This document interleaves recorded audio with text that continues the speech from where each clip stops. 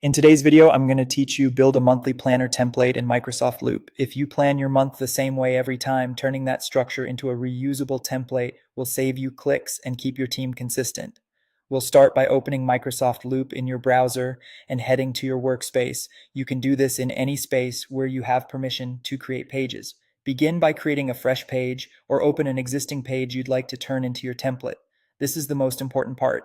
Design the page exactly how you want it to look every month. Add a clear title, then lay out sections for goals, key dates, tasks, and notes.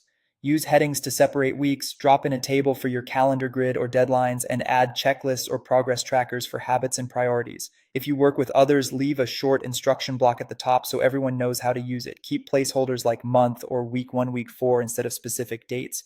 Your future self will thank you. When your layout is ready, look to the sidebar.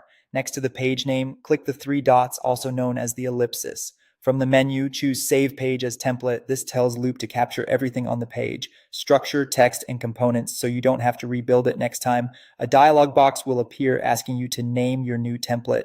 Pick a clear, searchable name such as Monthly Planner Team or Monthly Planner Personal. Short descriptive names make it easier to find later. Confirm by selecting Save as Template. Loop will save it to your workspace's template gallery. Now, try it out. Click the plus sign to add a new page in your workspace.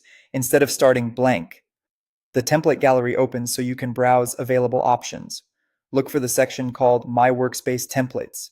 That's where your custom template lives. Select it, then choose Use this template. Loop creates a fresh page that copies your structure while leaving content ready for you to fill in. Update the title with the current month, plug in dates, assign tasks, and you're off.